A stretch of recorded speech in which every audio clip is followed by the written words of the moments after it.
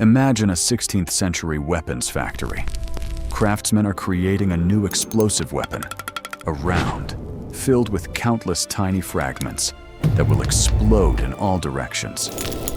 The weapon is named after a fruit that also contains countless tiny seeds, all in a similar shape. Even today, one of the world's most famous weapons bears the name of this fruit. How did the name of a sweet fruit become synonymous with a weapon of war?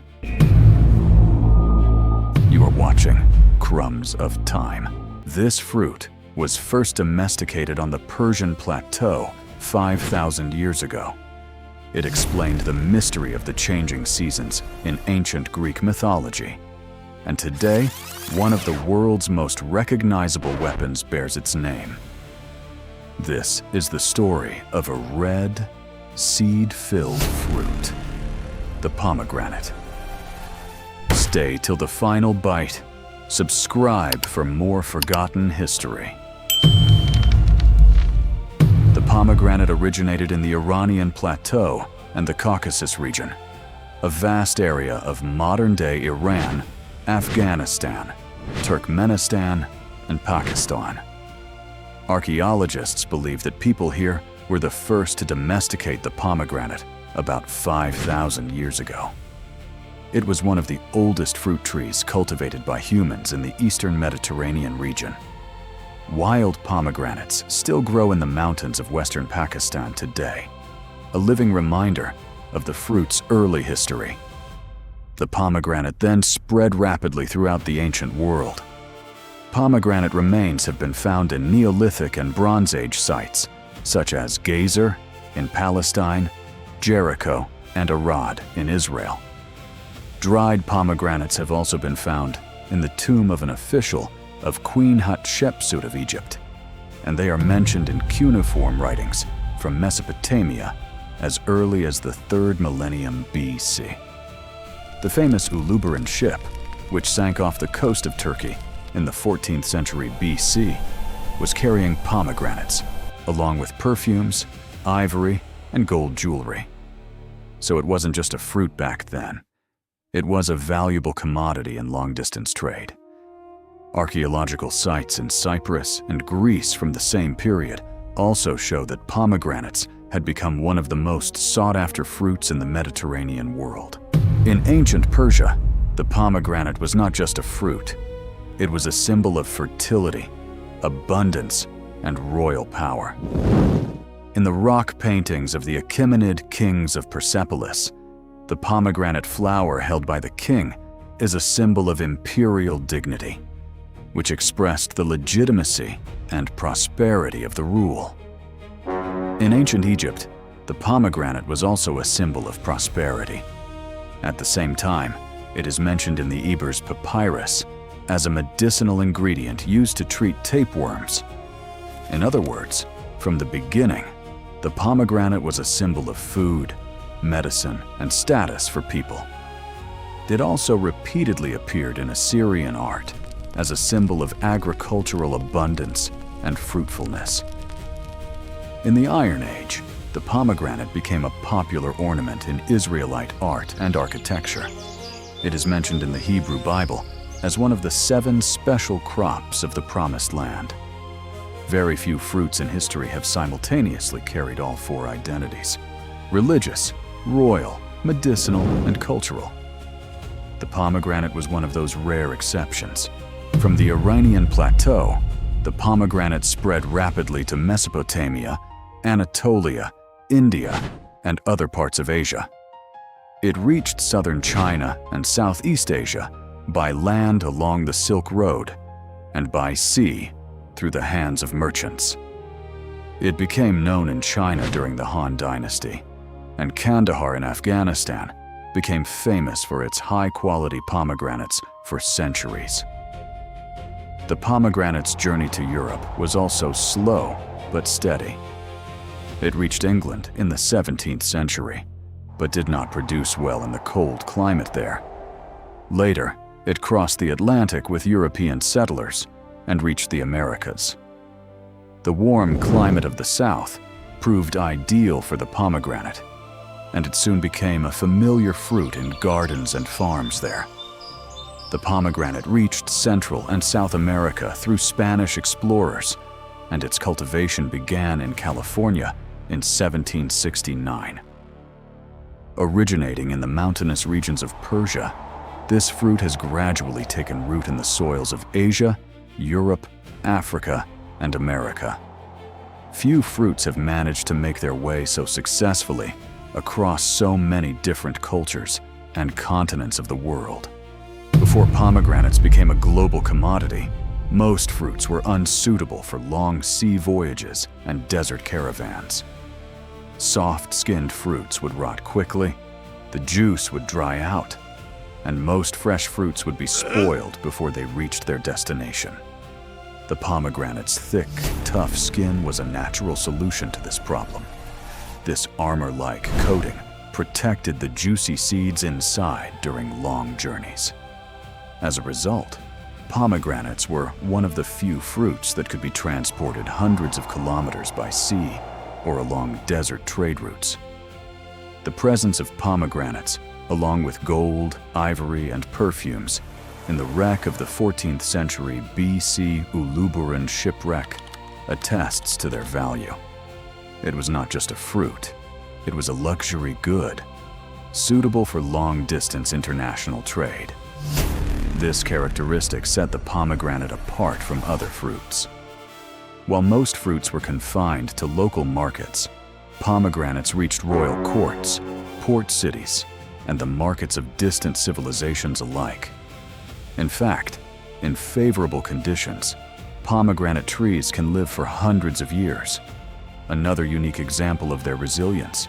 Long before tomatoes arrived in West Asia, Iranian cuisine used pomegranate juice, molasses, and vinegar to add a sweet and sour flavor and a deep red color. This tradition gave rise to the famous Persian fesenjan, a rich sauce made with pomegranate juice and ground walnuts, usually served with duck or chicken.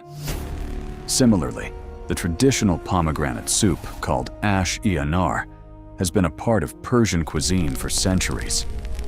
The Kandahar region of Afghanistan is famous for its high-quality pomegranates. In Turkey, pomegranate juice is a thickener and an essential ingredient in many traditional dishes, such as the nar ekşisi salad, meat marinades, and other dishes. This sweet and sour syrup also plays a special role in the popular mohamara spread in Syria and Turkey. The same fruit, but each region has its own unique flavor and identity. Over time, this pomegranate tradition has spread beyond the kitchen to the world. Grenadine, made from pomegranate juice, has become an essential syrup for making cocktails and drinks. However, many of today's commercial grenadines contain very little actual pomegranate juice. The name survives, but the key ingredient has in many cases been lost in the rush of modern processing. The pomegranate has one of the richest mythological and religious traditions in the world. In ancient Greece, the pomegranate was seen as a symbol of life, death, and rebirth. The most famous story is about Persephone, the goddess of the underworld. While in the underworld, she ate a few pomegranate seeds. That is why she had to return to the underworld for part of the year every year. In Greek mythology, her absence brought winter and barrenness to the earth, and her return would usher in spring. Thus, the pomegranate became an eternal symbol of the menstrual cycle. In ancient Persia, the pomegranate was also a fruit of deep symbolic importance. According to legend, a pomegranate tree grew where the blood of the hero Sayavash was shed.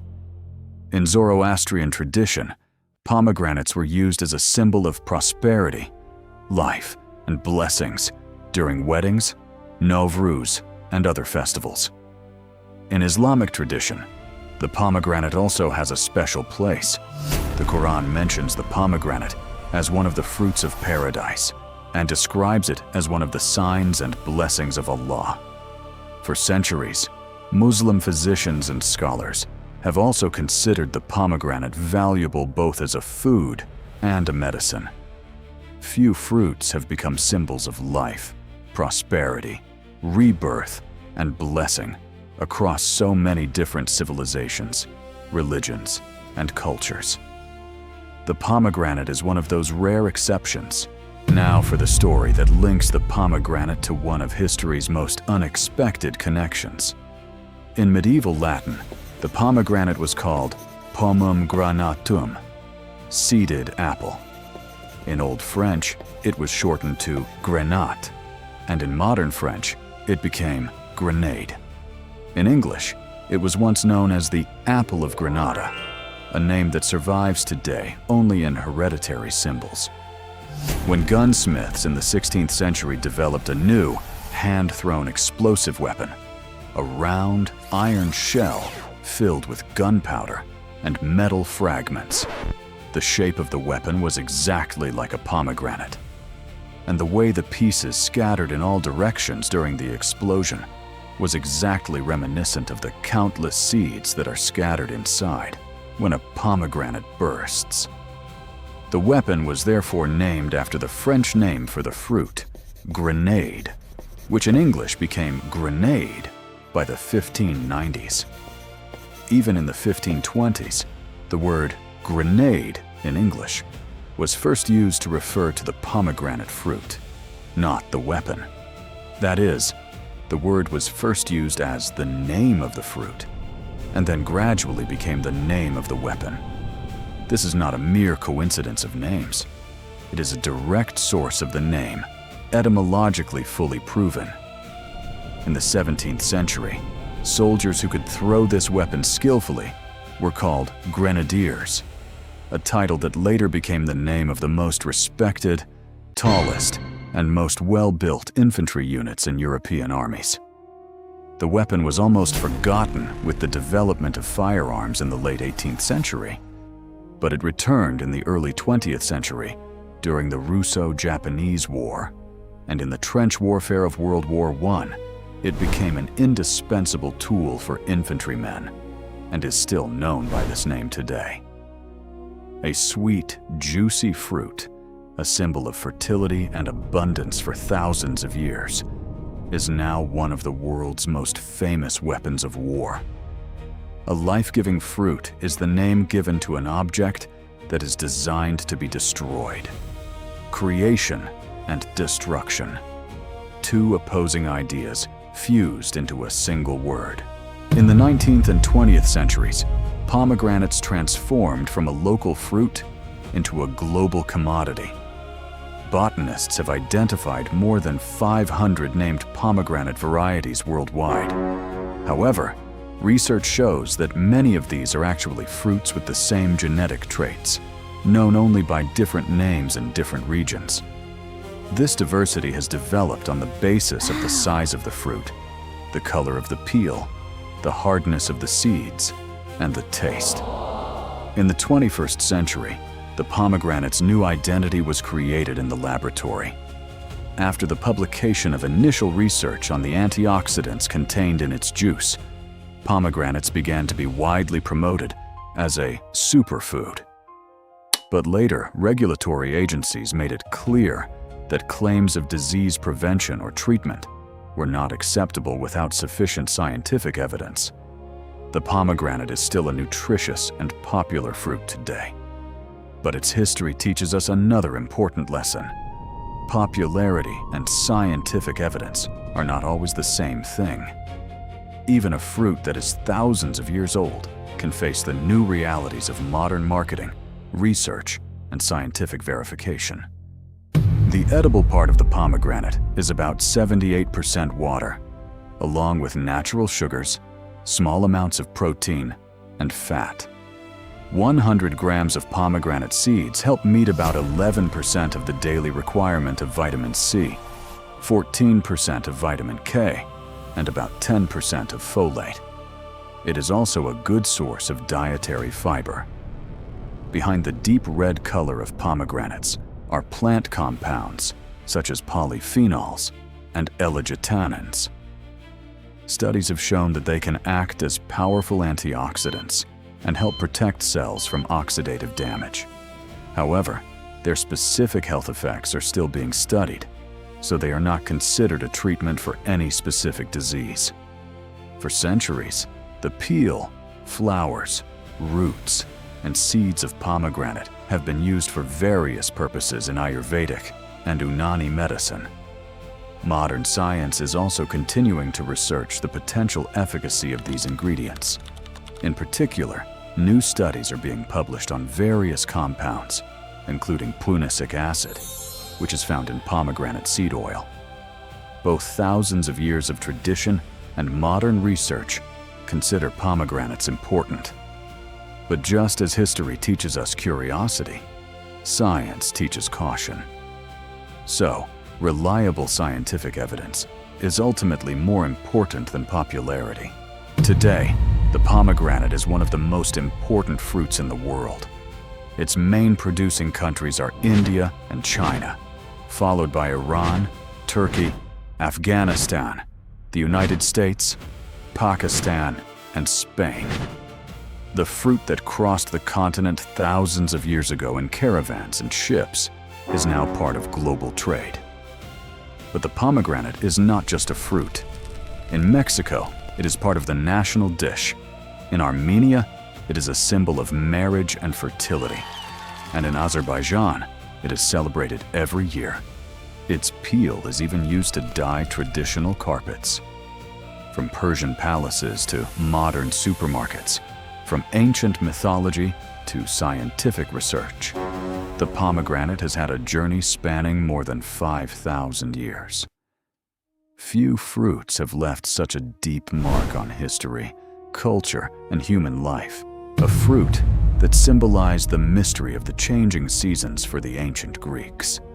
A name that, over thousands of years, became the identity of a weapon of war, and a seedless red fruit that still lives on today as a part of countless cultures, religions, and cuisines around the world. The next time you cut a pomegranate, remember, you are not just opening a fruit.